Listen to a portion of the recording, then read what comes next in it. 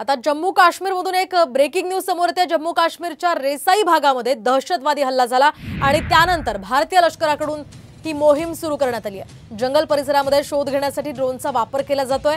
जम्मू काश्मीरच्या रेसाई जिल्ह्यामध्ये दहशतवाद्यांनी यात्रेकरूंच्या या बसवर गोळीबार केला होता।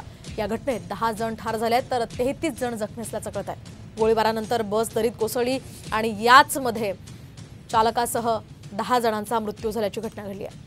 या पार्श्वभूमीवर आता भारतीय लष्कराकडून शोध मोहीम सुरू झालेली आहे। यात दहशतवाद्यांचा शोध घेतला जातोय। दरम्यान जम्मू काश्मीरमध्ये झालेल्या या दहशतवादी हल्ल्यावरून विरोधक आता चांगलेच आक्रमक झालेत।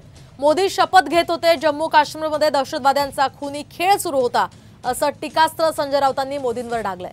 तर त्यांनी ट्विट करत मोदी सरकारवर हे ताशेरे ओढलेत। नेमकं काय ट्विट राऊतांनी केलंय आपण सविस्तर पाहूया।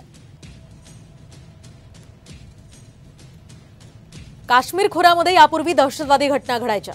मोदी सरकार इतकं बलवान ठरलंय की 370 हटवल्यानंतर दहशतवादी हल्ले होत आहेत। जम्मूत झालेल्या हल्ल्यामध्ये 10 जणांचा मृत्यू झाला। मोदी शपथ घेत होते आणि जम्मूमध्ये दहशतवादी रक्तरंजित खेळ खेळत होते।